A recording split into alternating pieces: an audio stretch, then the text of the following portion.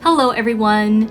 Today I'll be showing you guys how to make these fruitful bundle of berry canes. It can be a challenge working with thin lines such as the ones that constitute these stems and attaching them together into a bundle, but it doesn't have to be difficult. I'll walk through the steps you need to create your berry bundle as smoothly as possible. But before we start, you should have a basic understanding of Skinner blending. So if you're new to Skinner blending, pause this video and watch my video on Skinner blending and then come back to this video. With that out of the way, let's get caning. Step 1. Create berry shape. To start off, I create a simple Skinner blend using 4 grams of red and 4 grams of white clay. As always, you can watch my step-by-step tutorial on Skinner blends and Bullseye canes in the cards if needed. When making tiny round shapes, I recommend using a stiff clay like Kato so that the shape doesn't get too distorted in the reduction process. I'm also using a medium firm clay for the translucent packing clay, which is going to be Sculpey Premo White Translucent. Just make sure that the packing clay isn't stiffer than the cane, otherwise the packing clay may distort the design by pushing it around too much. Here's one example of a design using soft clay with stiffer packing clay. And this one is a little better with the design using a soft clay with soft packing clay. And this one, which is the final product of this video, is an example of the design using stiff clay and the packing clay being a bit softer.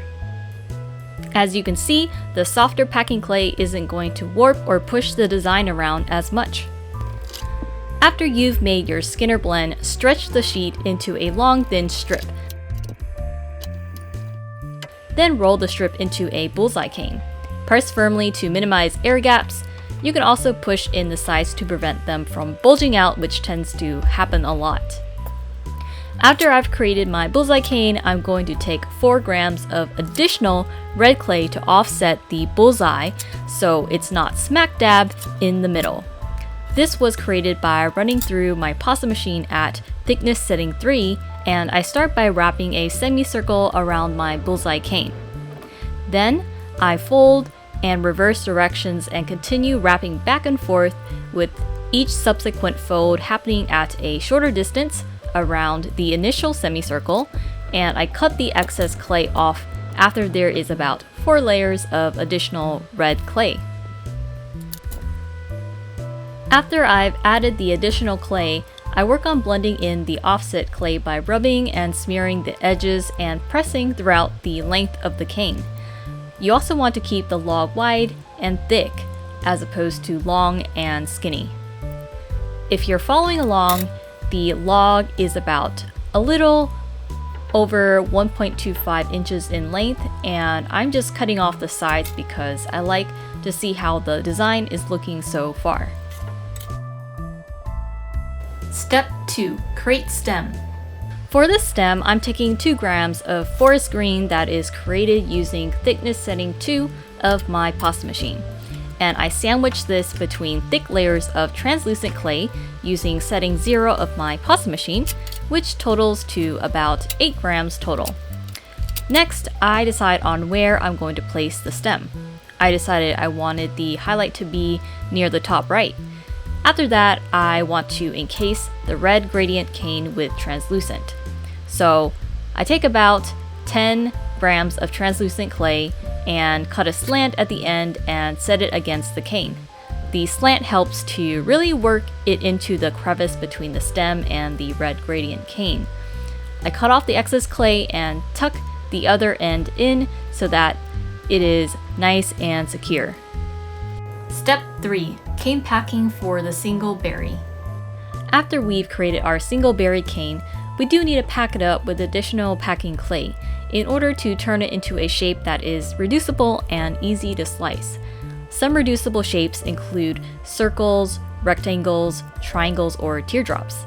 I'm going to turn it into a teardrop shape, and with my knife, I'm showing you the gap that's going to be filled up, which is the area beneath my blade.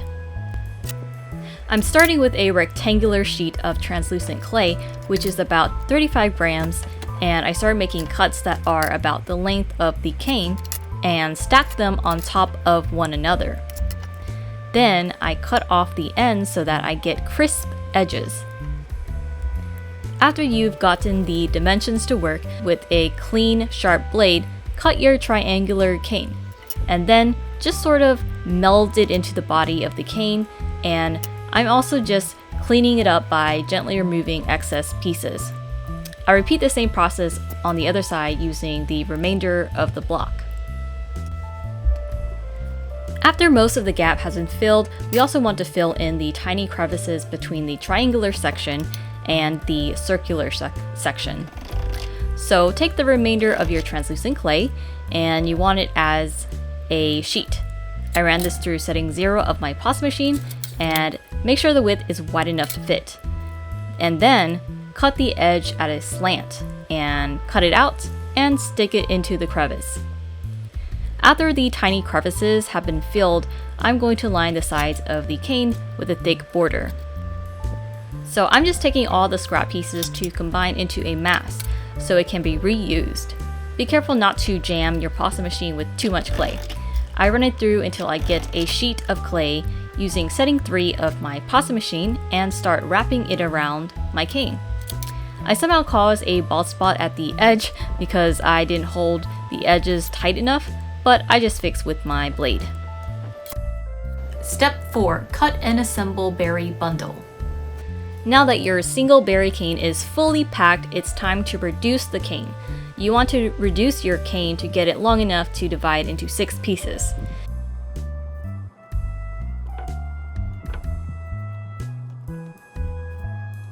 If you're following along, at this point I have it at about 4 inches in length.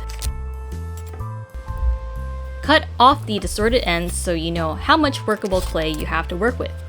I've already made marks on the clay and will now cut it into 6 equally sized pieces.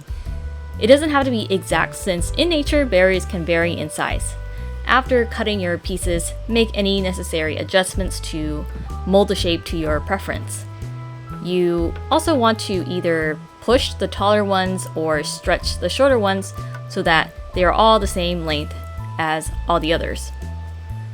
Next, I also like to clean up the end of the stem because the green might look a little bit smushed out from the reduction process.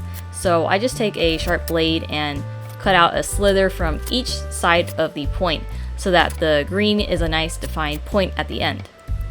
I also recommend taping them with your fingers right after to elongate the ends a little so that the assembly part will be easier. After the individual berry canes are all level and tweaked as desired, you want to stagger the shapes and group them together.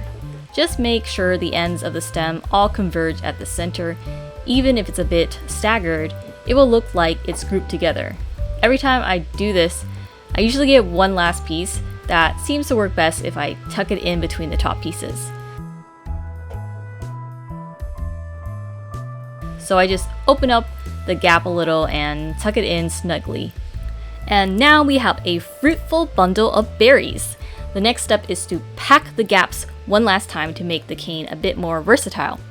I do plan on using this at a much smaller size for a pattern I'm working on that you guys will see in the future. Step 5. Cane packing for berry bundle. In order to pack our berry bundle, we are going to first create a thick slab of translucent. I run this clay through setting 0 of my pasta machine.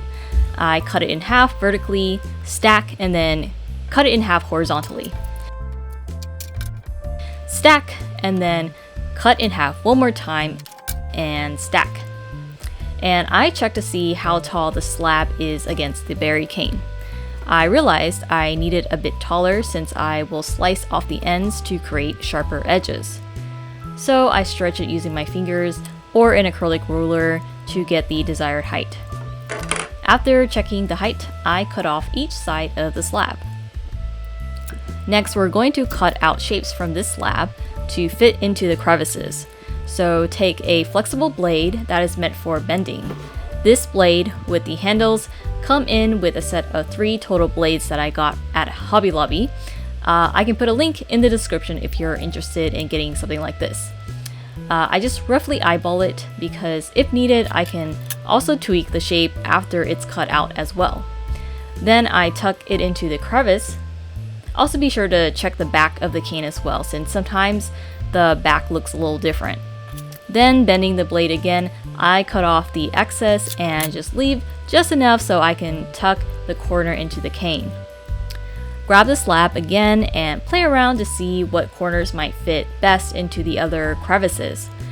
This corner of the slab looks perfect for this spot, but I feel like I just needed to taper the point a bit more to fit more snugly. Do what you can to make the pieces of the slab fit better, whether it's cutting off more chunks, bending, warping, or pinching to make it the shape you want it to be.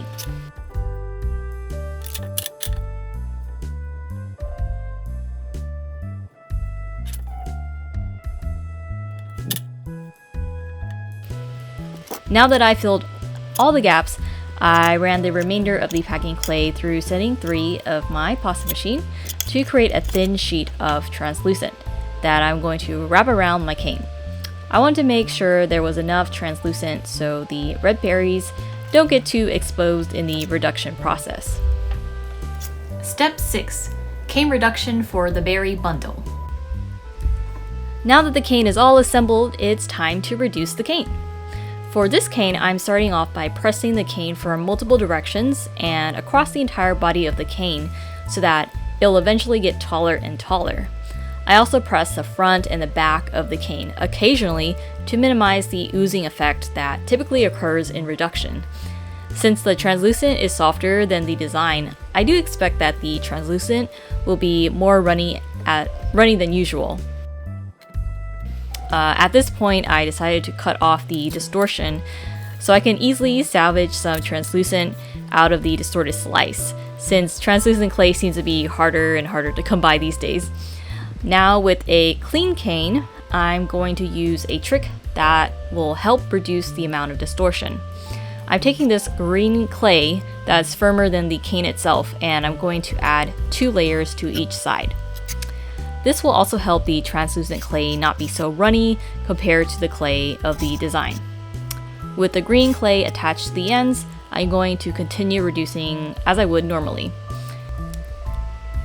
After you get it to the size you want, you can cut off the length you need if you're doing multiple sizes like me. Then you can adjust the cane to adjust the shape of the berries to your desired preference. After cutting your slices, you can also make adjustments before using them as layers in your project. With the other piece, I continue reducing to make an even smaller cane to work with.